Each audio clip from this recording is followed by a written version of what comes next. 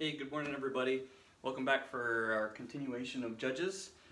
Today we're going to go into chapters 4 and 5 and talk about Deborah. There are a few significant things about her and how God used her to bring Israel back to Him and deliver them from the hands of King Jabin and his commander Sisera. You remember in beginning, and as we summarize kind of the whole pattern of Judges of how they'll be delivered and they'll follow God as long as they have somebody leading them. But as soon as that leader goes away, they kind of fall back into the ways of their surroundings of idolatry and their sinful ways. Until they become so oppressed that they cry out to God, and God hears them and He delivers them. So this one, in chapter 4, I'm just going to read the first couple verses. Again, the Israelites did evil in the eyes of the Lord, now that Ehud was dead. So the Lord sold them into the hands of Jabin, king of Canaan, who reigned in Hazor. Sisera, the commander of his army, was based in Harosheth Haggayim. Because he had 900 chariots fitted with iron and had cruelly oppressed the Israelites for 20 years, they cried to the Lord for help.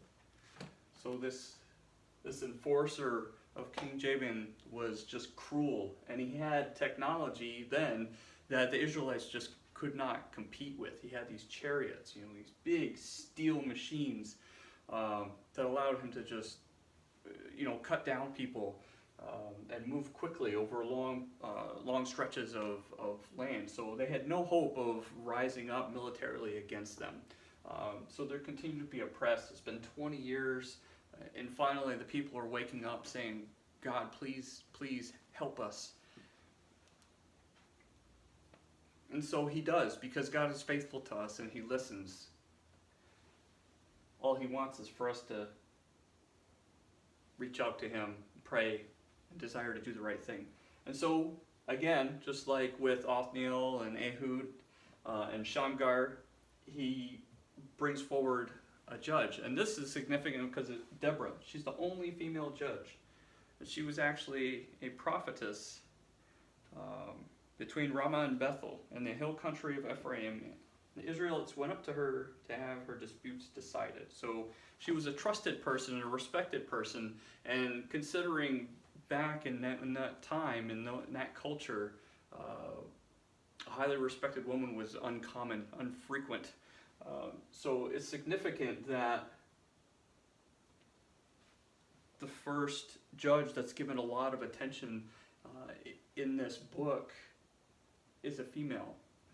That she's a prophetess, okay? So she helps with disputes. She prays for people and all kinds of stuff. So she's respected. She's strongly connected to God, and she is faithful.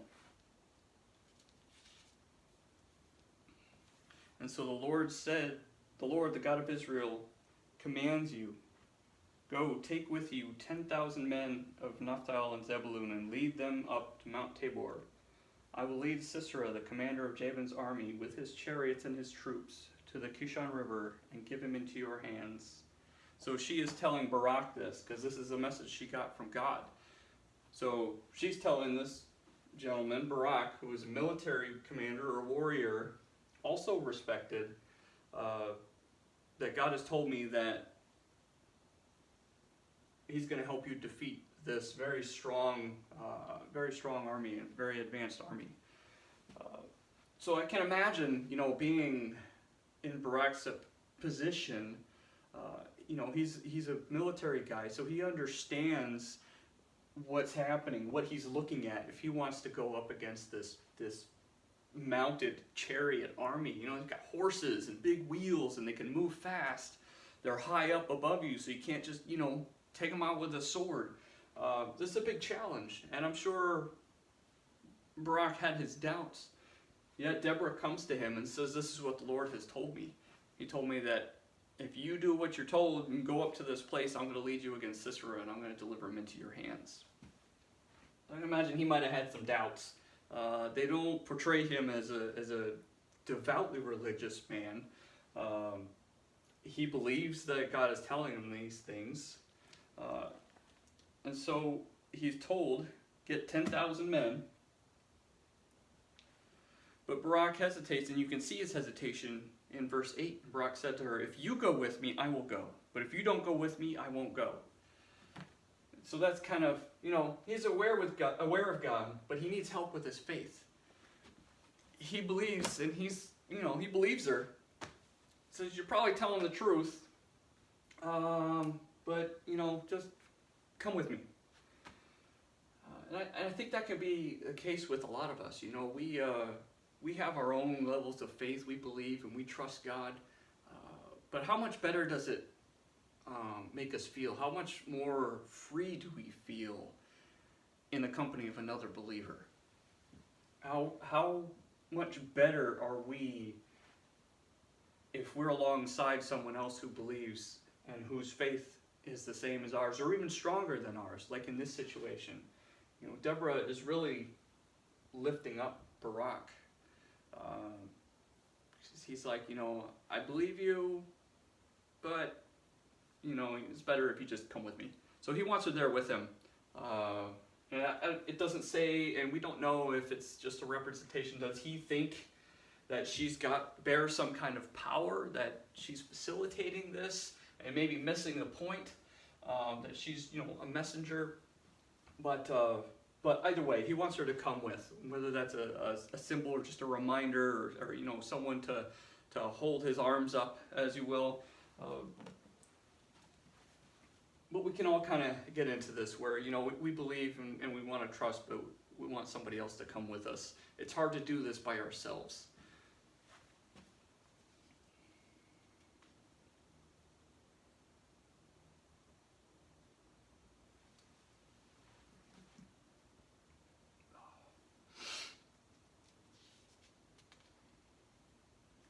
So, Barak does what he's told. Deborah agrees to go with him. So they go up to the place that God tells them to, and wouldn't you know it, here comes Sisera and his army of chariots. And it had to have been an overwhelming sight to look down across a plain, or in this instance for now a dry bed, and see these horses and these wheels and just trembling in fear. But Barak looks to Deborah and he's strong in it, and so they carry out what God commands. And sure enough, situations are right, or conditions are right, and that area that they're in was just not hospitable to chariots. It bogged them down, and they found that they couldn't fight how they were used to. And so Israel their 10,000 men just overwhelmed them and ran them off, and Sisera fled. He took off, and they were defeated, just as God had promised.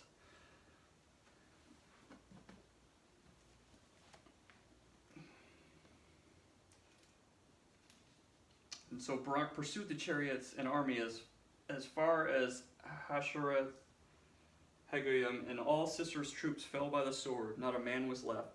Sisera, meanwhile, fled on foot to the tent of Jael, the wife of Heber the Kenite, because there was an alliance between Jabin, king of Hazor, and the family of Haben the Kenite. Jael went out to meet Sisera and said to him, "Come, my lord, come right in. Don't be afraid." So he entered her tent, and she covered him with a blanket.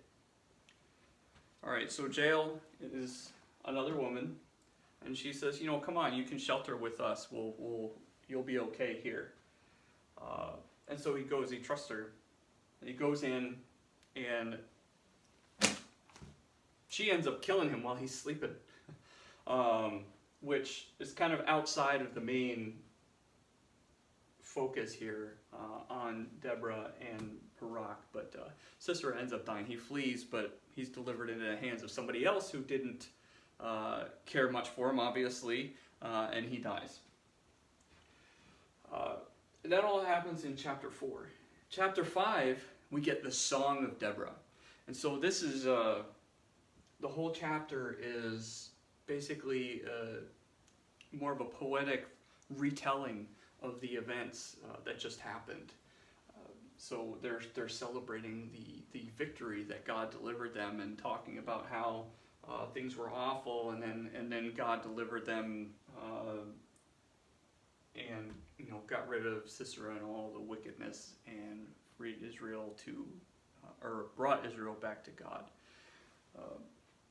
And this, as I said before, the same theme shows up over and over again throughout the Bible, honestly, where the people listen. They have a solid leader who teaches and who reminds and who lifts up and supports. And once that teacher is gone, like Moses, like Joshua, like Ehud before this, once that teacher was gone, they had nobody there that's prominent, that's reminding them, that's teaching them, that continues the process of worship alive. So they get comfortable again. They get complacent in their surroundings, in their environment. They start kind of melding into the culture around them, start adopting their practices, and start forgetting about God. And then, because they're not focused on God, since they've fallen into this sinful pattern, this sinful life, God kind of removes his hand from them, and they're settled under another oppressive leader, and bad things happen. Like in this instance, they were under this, being terrorized by Sisera and his chariots for 20 years before Israel finally said, "Hey, God, help! Deliver us from this. This is horrible." And so he does. It repeats it every time, but he does deliver them. So God is faithful. We need to be faithful to him. So again, that's just the overall theme of Judges, but in this particular instance, remember that God will use folks that are not necessarily what we would call typical. When he calls a female judge to lead a soldier against a very large army, and he's done it so many times, he demonstrates his power through this. But just consider these things. Read through chapter 4, where you get the story, and then read chapter 5. It's actually it's a neat retelling. It's prosy. It's elaborate, and it's really interesting.